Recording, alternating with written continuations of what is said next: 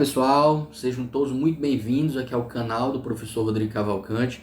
Eu fico muito feliz que você tenha se inscrito aqui no nosso canal para assistir as nossas videoaulas, que tenha atendido ao nosso chamado. A gente aqui, como foi prometido, nós vamos divulgar agora 10 videoaulas com conteúdo de administração, da parte específica, lá constante do edital do concurso da Câmara Municipal de Teresina para o cargo de assistente legislativo. Essa hoje é a nossa primeira videoaula. Para quem não me conhece, eu sou administrador, graduado em administração, pós-graduado em administração, estou concluindo também um mestrado na área, sou professor universitário e servidor público federal há 11 anos. Então, inclusive, não só como professor e como administrador, mas como entusiasta da profissionalização da gestão pública, eu gosto de apostar, de querer acreditar que a gente vai conseguir transformar o nosso país, as nossas cidades, os nossos estados, com um serviço público cada vez mais forte, mais respeitado, mais preparado e mais capacitado. E sem dúvida alguma, a preparação para o concurso público, né, vocês que estão nessa fase de preparação para o concurso público, são pessoas que, se bem capacitadas, quando chegarem lá, vão realmente conduzir a gestão pública, as transformações que a gente tanto precisa. Sobre as nossas aulas que a gente vai divulgar aqui no vídeo, é evidente que com um tempo reduzido a gente não vai exatamente fazer a preparação completa para esse concurso, mas o que eu estou me propondo a oferecer aqui para você são revisões ou discussões iniciais sobre os temas de administração que estão lá no edital, da parte específica para o cargo de assistente legislativo, porque eu entendo que dentro dessa preparação para um concurso público, há uma fase conceitual que eu acredito que preceda o treino das questões, do exaustivo treino de fazer muitas questões para concurso.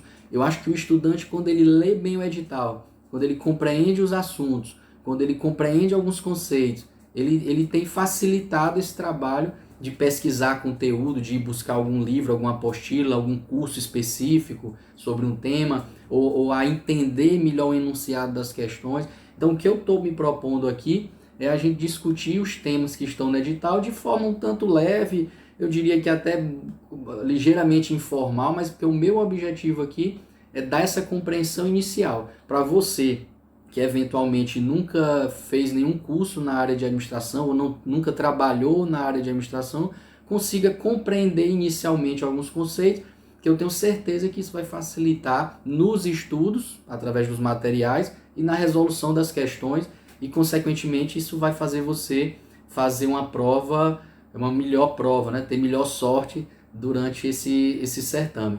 Então hoje a gente vai ter essa nossa primeira aula. Do edital eu selecionei 2 assuntos para a gente discutir aqui hoje, que é o de redação oficial e o de arquivologia, que são 2 pontos bem interessantes, importantíssimos dentro do serviço público, que todo servidor deve compreender a sua importância e obviamente quem está se preparando para entrar no serviço público também deve ter uma atenção especial a alguns conceitos e especialmente à transformação por que passa esses 2 segmentos dentro da administração pública. E é interessante a gente conversar sobre isso, porque inclusive existem algumas transformações, por exemplo, que a gente tem alguns pontos polêmicos de mudanças recentes, mas que ainda não estão contempladas a toda a administração pública, em todas as suas esferas, que, por exemplo, estrategicamente, quando você está se preparando para um concurso público, são temas que você deve saber dessas discussões em pauta, porque às vezes é algo que dificilmente uma banca vai cobrar numa questão. Entenda que as bancas elas fogem de temas polêmicos, porque temas polêmicos que ainda não estão definitivamente pacificados, né, normatizados, eles tendem a dar problemas de recurso nas questões. Então é interessante a gente discutir um pouco disso para a gente se preparar com mais maturidade para um concurso público. Bom, sobre a redação oficial, o próprio nome diz, é o modo correto, é o modo oficial, um modo padrão através do qual são elaborados os documentos públicos, que são documentos oficiais. É bem evidente para a gente compreender isso, porque se você imaginar 2 conceitos básicos da administração pública, né? Se você for buscar aqueles princípios básicos da administração pública ou o próprio conceito de burocracia, você facilmente vai compreender a necessidade de se padronizar documentos públicos, porque pessoas passam por mandatos, pessoas passam por cargos, né? Mas os documentos ficam. E é interessante que a comunicação seja clara, seja padronizada, porque independente da pessoa que ocupe o cargo, independente da pessoa que esteja gerando algum determinado ato administrativo, ele seja compreendido por qualquer outra pessoa dentro ou fora do serviço público e em qualquer época.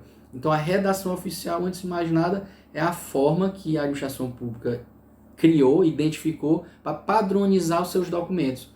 São padronizações que estabelecem formatos próprios de comunicação ou então de formalização de atos administrativos. Através das técnicas, das regras da redação oficial, é que as decisões são formalizadas, né? E as comunicações acontecem dentro do serviço público.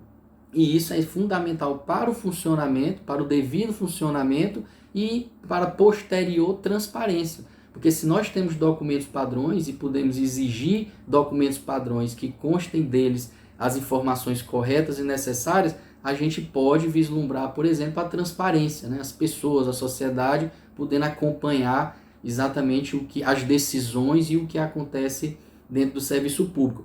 E dentro de redação oficial é interessante de cara a gente já fazer uma reflexão interessante que é para desmistificar qualquer tipo de preconceito, porque o que existe é realmente um preconceito.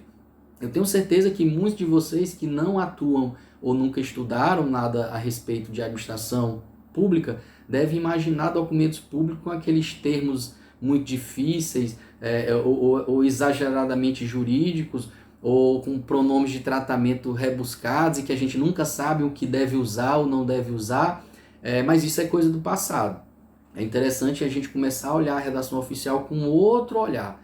A gente tem que imaginar a redação oficial hoje com um olhar muito mais aproximado, por exemplo, à redação científica do que o que era a redação oficial de antigamente. Hoje pouco importa todo aquele romantismo, aquela frase bonita. Antigamente se gastava num documento oficial, no ofício, às vezes um parágrafo só de cortesia com a pessoa que ia receber o documento. Hoje a objetividade, a clareza, a eficácia da comunicação é o que de fato prevalece. Então, é até interessante, fica até essa dica, sempre que você se deparar com a questão sobre características da redação oficial, pense no conceito de burocracia, que é a tentativa de se estabelecer padrões, conformidades, de estabelecer métodos específicos para que todo mundo faça a mesma coisa. Um ofício que é feito no setor A é o mesmo ofício que vai ser feito no setor B, no setor C, em Teresina, em Belém, em São Paulo. Então, a busca dessa padronização, né? E lembre-se também dos princípios de administração pública, né?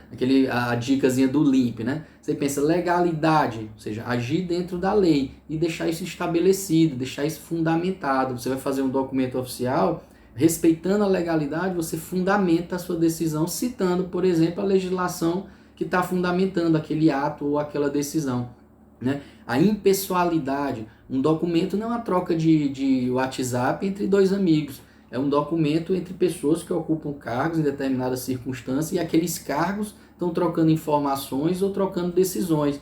Então a impessoalidade. Moralidade, obviamente, porque o que está escrito, né, fica devidamente registrado, e quem tem zelo com a moralidade, ele não tem nenhum tipo de receio em deixar devidamente registrado tudo que ele faz, todos os atos e todas as decisões, né?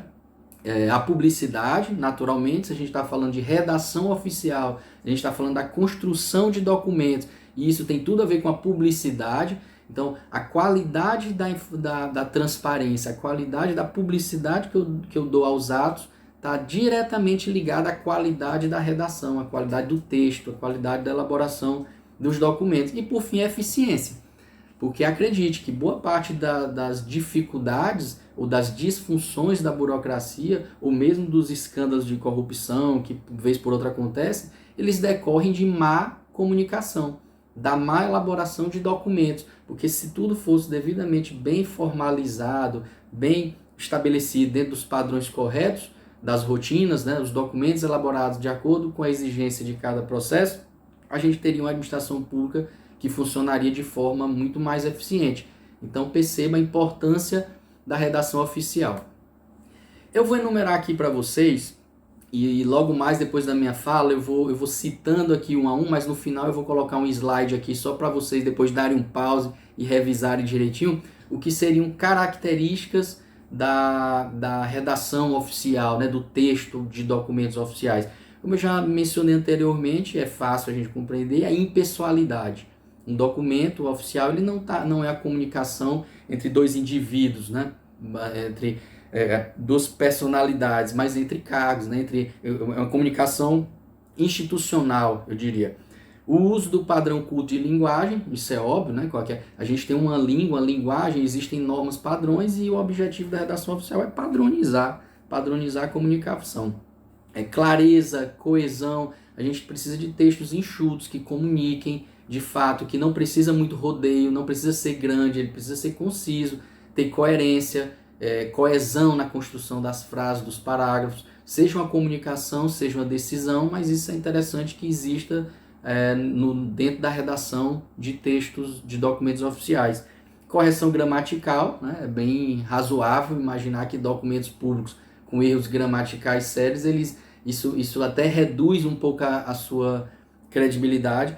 A formalidade, que tá a razão de existir de documentos públicos e de um modo adequado e padrão de se redigir esses documentos é uma busca pela formalidade. Uniformidade, é interessante que em qualquer ambiente dentro de um mesmo órgão a padronização seja obedecida para que a gente de fato tenha documentos que mantenham características comuns, né, que tenham um tipo de informação exato. Por exemplo, um documento elaborado pelo mesmo órgão ou pelo mesmo poder em qualquer lugar do Brasil, é interessante que ele contenha, por exemplo, as mesmas informações, né? Se ele é numerado daquela forma, vai ser numerado lá do outro, se mantém uma mesma sequência de numeração, onde é que se coloca a data, onde é que se coloca o nome do destinatário, onde é que se coloca quem assina, que tipo de informação precisa colocar no endereçamento. Então, esses padrões é interessante que sejam uniformizados. E uma outra característica que é interessante é a gente falar sobre limites ao estilo pessoal. É evidente que num texto, não são robôs ainda que fazem os nossos documentos, apesar de que quase todos nos sistemas eletrônicos, nos processos eletrônicos que a gente trabalha hoje na administração pública, já tem modelos prontos, mas são pessoas que fazem os documentos, que redigem os documentos. E é natural que cada pessoa, e é sadio que cada pessoa tenha um estilo próprio de escrita. Mas é interessante sempre ter esse cuidado, que o estilo pessoal não pode estar acima dos padrões, né? Em alguns detalhes, o estilo pessoal vai ficar evidenciado na redação, mas que isso não seja de fato a regra.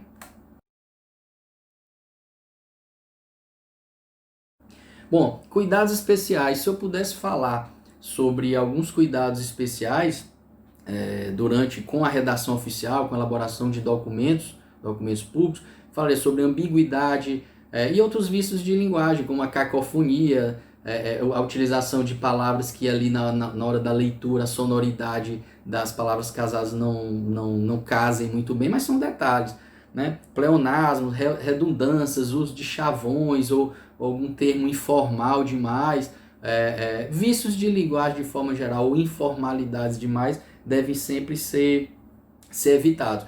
Mas da mesma forma que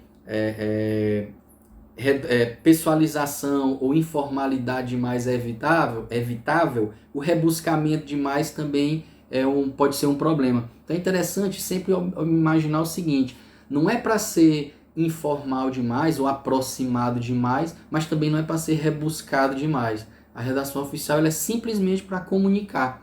Ela é para comunicar um ato ou uma decisão. Então ela não precisa passar mais do que isso. Ela não precisa, o elaborador de um documento, ele não precisa naquele documento passar peculiaridade da sua personalidade para outra pessoa. Isso não interessa a ninguém. O que a administração pública quer é a elaboração de documentos que tenham a sua funcionalidade, a sua utilização imediata e que fiquem guardados, armazenados, arquivados, para que em qualquer outra época, qualquer outra circunstância, eles possam ser consultados e passarem a mesma informação, independente de quem esteja e em que circunstância esteja lendo o documento. Então a redação oficial, ela padroniza o estilo de escrita de documentos que são públicos.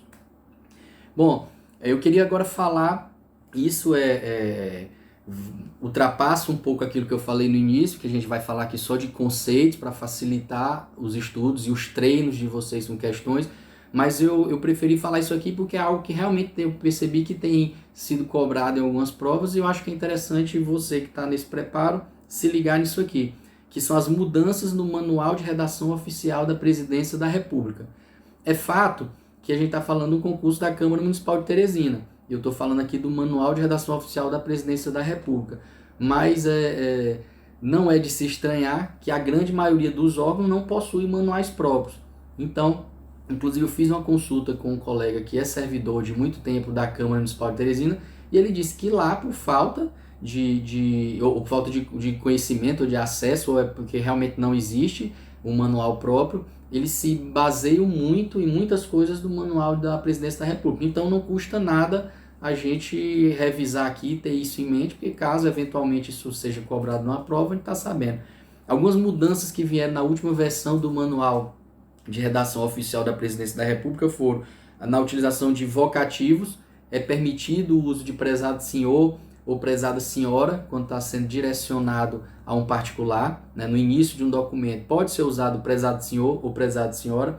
Outra coisa que aconteceu é que antes se utilizava o padrão ofício para elaboração de documentos, e dentro do padrão ofício, que era uma espécie de gênero, a gente tinha o ofício, o memorando e o aviso, que é a comunicação entre ministros. O memorando é documento trocado dentro de um órgão, o ofício para um órgão externo, né? E essa nova versão do manual acabou com isso, então tudo virou ofício. O nome ofício, que antes era um documento específico, agora ele é um gênero e ele engloba todos esses outros tipos. Então é uma mudançazinha que às vezes algumas bancas podem solicitar em alguma questão. Outra mudança foi sobre fechamento. Lá embaixo, onde se coloca depois do texto, normalmente tem um atenciosamente, a assinatura de quem está elaborando o documento. Foi eliminado o uso do respeitosamente, que era utilizado para quando você elaborava um documento direcionado a um superior. Agora é tudo atenciosamente. E um outro detalhe, que é uma coisa muito técnica, e eu particularmente acho um desperdício, se alguém perguntar isso numa prova de concurso, eu colocaria como no quesito prova mal elaborada, porque perder tempo com isso é de fato uma grande bobagem. Mas esse outro manual, o último manual, trouxe uma mudança na fonte, que antes era Times New Roman, passou a ser usado o Calibri ou Carlito 12. Então são mudanças que aconteceram nesse Manual de Redação Oficial da Presidência da República, que eventualmente pode ser cobrado, embora eu particularmente penso que cobrar esse tipo de coisa na prova de concurso é uma perca de tempo desnecessária. Uma coisa que eu acho interessante a gente discutir, e eu vou falando aqui também um a um, e depois no final eu vou colocar uma tela, um slide detalhado, resumindo isso para você depois dar um pause e revisar direitinho, são tipos de documento. Isso eu acho interessante entender, porque eu acredito que é algo que é realmente do dia a dia do órgão público, da administração pública, e eu penso que naturalmente pode ser cobrado numa prova. São tipos de documento. E aí eu vou enumerar alguns, particularmente, que até na minha experiência particular eu vejo que são mais utilizados e que eu acho interessante você ir para a prova sabendo. Apesar da mudança que eu falei anteriormente, que o ofício virou gênero, como isso é uma coisa ainda, às vezes as coisas demoram a mudarem, a serem mudadas na forma como são cobradas nas questões de prova, é interessante a gente saber o conceito individual de cada um. Então o ofício é aquele documento endereçado de um órgão para um órgão externo. Por exemplo, a gente tem o Ministério da Defesa mandando um ofício para o Ministério da Saúde. A gente tem a Prefeitura de Teresina mandando um ofício para o IBAMA. É um documento informando algo, né? Informando, solicitando, são motivos diversos, mas o fato que caracteriza o ofício é que é um documento assinado por uma autoridade para outra de órgãos diferentes. É uma comunicação que vai para o externo, né? Ela sai do órgão para outro órgão. Enquanto o memorando é um órgão que tramita com essa mesma finalidade, com várias possibilidades de motivos e de assuntos, mas que tramita dentro do mesmo órgão. É um documento que sai de uma diretoria administrativa para uma diretoria financeira, que sai da presidência do órgão para uma unidade no interior do estado. Então, são memorandos. Ofícios ou memorandos podem ser circulares, ou seja, quando é endereçado para várias pessoas, mas com o mesmo conteúdo. Aí a gente chama ofício circular, memorando circular. É interessante dizer que esses documentos eles são assinados por uma autoridade, é destacado para que ele se endereça, tem a data, tem a assinatura, tem o assunto, o texto. São aqueles documentos mais padrões que vocês vão ver por aí ou já receberam em alguma circunstância.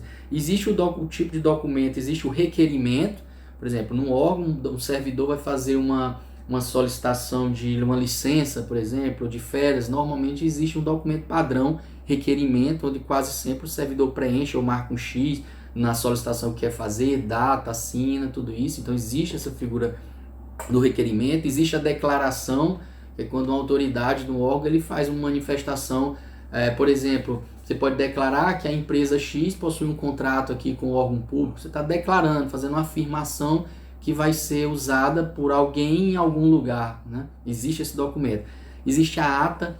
A ata são a formalização escrita de reuniões, né? Enquanto acontece uma reunião, alguém é previamente designado para fazer a descrição escrita e fiel, fidedigna daquela reunião.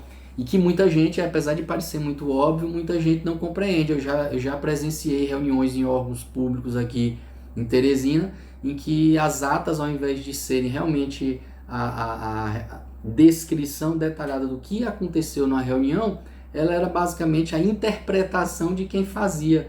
Então, assim, muita coisa era omitida da ata porque, na verdade, aquela pessoa é quem decidia, no instante de elaboração da ata, o que era ou o que não era relevante. Quando, na verdade, numa ata, que é o retrato fiel do que aconteceu na reunião, tudo é relevante. É interessante se ter tudo para que o leitor posterior é que vá saber decidir ou não o que é relevante, o que não é, o que vale a pena tipo de informação ser buscado ou não. Então a ata é esse documento que os órgãos podem utilizar para retratarem o que acontece nas suas reuniões, que, como são órgãos públicos, são documentos públicos também. Interessante até que, como exercício de cidadania, você procure ver em algum órgão que você conheça se ele publica em seus portais as atas das reuniões que acontecem nas diretorias. Despachos são documentos informativos ou decisórios que normalmente são dados dentro de processo. Há uma discussãozinha, uma possibilidade de questão que é interessante. Qual a diferença então do memorando para um despacho, já que ambos são comunicações aqui que circulam internamente? O memorando é um documento independente, que ele pode ser enviado só ele, isoladamente, ser encaminhado de um setor para outro dentro do órgão. Enquanto o despacho, ele é integrante, ele é parte integrante de um processo.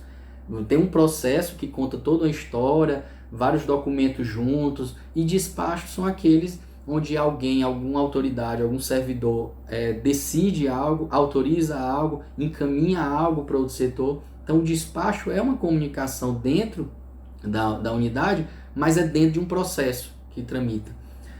Parecer é quando a autoridade realmente dá afirma algo, né? Ele conclui algo, ele analisa, ele interpreta uma situação e com base no seu know-how, na sua expertise e na legislação, ele dá um parecer, afirmando, né? Fazendo um atestado final sobre algum determinado assunto após uma consulta, né? Um processo pode ser encaminhado para um servidor para que ele analise e dê parecer. Então, o parecer é esse documento. Aí a gente tem o 2, que a gente escuta muito falar, que são contratos e convênios. Contratos são aqueles estabelecidos entre partes, né?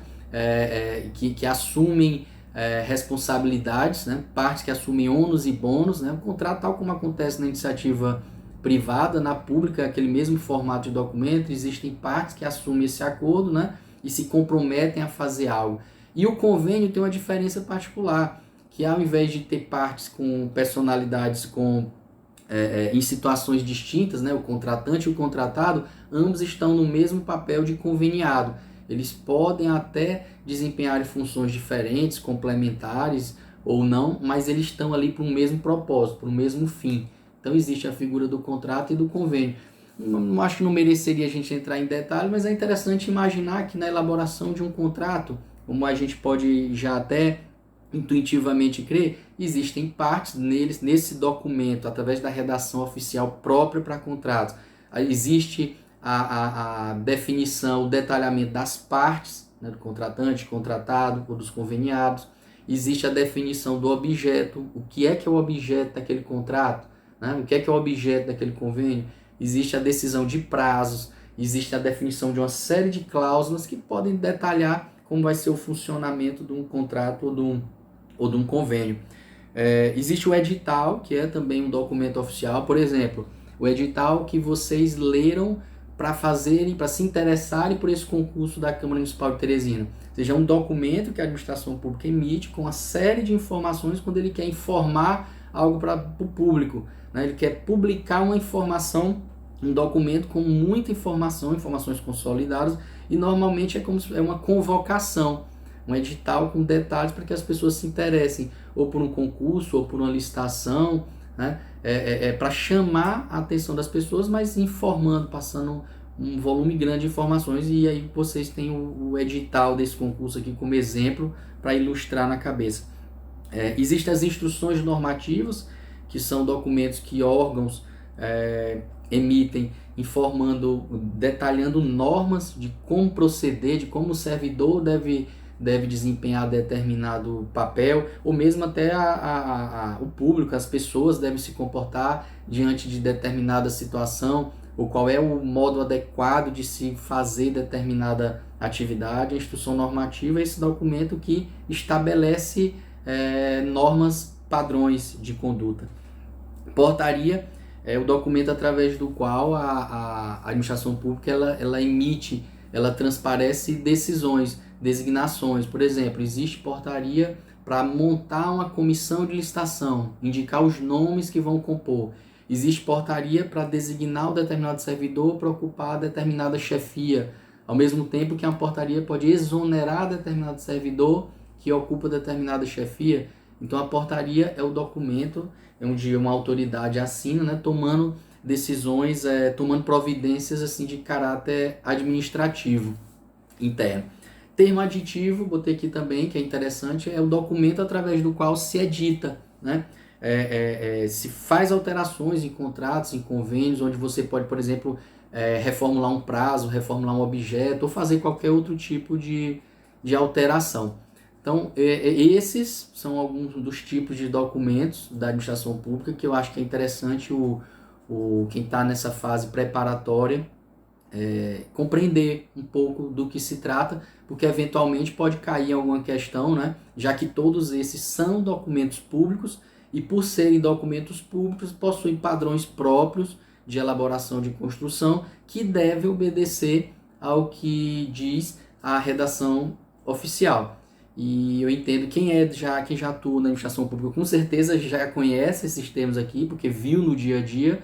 Inclusive fica até essa dica, eu acho que quem tem a possibilidade, quem ainda está entrando, ainda está fazendo um curso de graduação e tem interesse em virar servidor público, eu acho que é interessantíssima a experiência de estagiar no serviço público, porque isso aqui tudo, para quem já faz um estágio, já é trabalho do dia a dia. Então isso aqui é uma coisa que eu particularmente acho que quem está se preparando deve ficar mais atento, porque é algo que vai, se não cair especificamente numa questão, é algo que a compreensão do conceito desses documentos pode ajudar a criar alguma lógica na cabeça para responder algumas questões sobre redação oficial.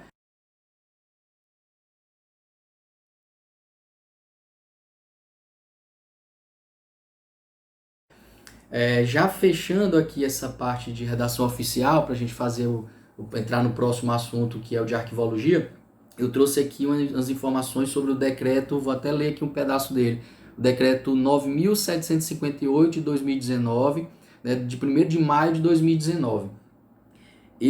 Eu acho interessante você saber que isso acontece, embora eu não ache, ele é bem simbólico, mas eu acho que ele não deve, possivelmente não seja utilizado em concurso, porque ele ainda não é tão pacificado, ele ainda tem alguns detalhes. Por exemplo, ele é ditado para o Poder Executivo. Câmara Municipal de Teresina é Poder Legislativo. Um é federal, o outro é municipal. Mas, então, e o edital não menciona esse decreto. Eu já vi alguns vídeos, alguns outros professores falando que se o edital não citar o decreto, que é o caso desse edital da Câmara, isso aqui não deveria ser cobrado. Então é algo que eu acho que uma banca não vai passar por esse risco. Mas é interessante vocês saberem desse decreto, porque é algo novo e é algo também que aponta para a tendência da redação oficial, que ela se tornar menos corpulenta, menos distante, menos rebuscada e mais pragmática, mais prática, mais eficaz. O que é que esse decreto, em síntese, ele cria? Ele define que o único pronome de tratamento entre agentes públicos do Poder Executivo Federal é senhor. Artigo 2º. O único pronome de tratamento utilizado na comunicação com agentes públicos federais é senhor, independentemente do nível hierárquico, da natureza do cargo, ou da função ou da ocasião. Artigo 3º. É vedado na comunicação com agentes públicos federais o uso das formas de tratamento, ainda que abreviadas. Aí ele enumera: Vossa Excelência, Vossa Senhoria, Magnificência, Doutor, Ilustre, Digno, Respeitável. Isso acabou, segundo esse decreto. Todo mundo é senhor ou é senhora. E ainda tem 2 parágrafos que eu acho bem curioso, que é quando ele, o parágrafo 1º do artigo 3º. O agente público federal que exigir o uso dos pronomes de tratamento de que trata o caput, mediante invocação de normas especiais referentes ao cargo ou carreira, deverá tratar o interlocutor do mesmo modo. Ou seja, se alguma autoridade mencionar lá, porque isso acontece, infelizmente acontece, aquela confusão do desembargador na rua com o guarda civil, é uma pontinha do iceberg, esse abuso de autoridade ou essa disfunção burocrática de usar cargo para aumentar a autoestima é algo que é bem recorrente. Então esse artigo está dizendo o seguinte: se mesmo com esse decreto alguma autoridade mostrar alguma lei, alguma coisa própria da sua carreira, dizendo que deve ser tratado daquela forma, ele é obrigado a tratar o interlocutor da mesma forma. Se ele exigir ser chamado de Vossa Excelência, ele tem que tratar o interlocutor também de Vossa Excelência. É o que diz esse parágrafo 1º. E o parágrafo 2º diz que é vedado negar a realização de ato administrativo ou admoestar o interlocutor nos autos do expediente, caso haja erro na forma de tratamento empregada. Ou seja, isso é realmente uma coisa que nem precisava a gente estar discutindo isso em pleno século XXI, mas o que está dizendo aqui é que nenhum serviço deve deixar de ser prestado para um cidadão, eventualmente, ou para outro servidor de outro órgão, caso haja uma falha na forma de tratamento. Então, isso aqui possivelmente não seja cobrado, porque não está no edital, mas é interessante que vocês conheçam esse decreto, que é de 2019, para compreenderem para onde caminha a redação oficial.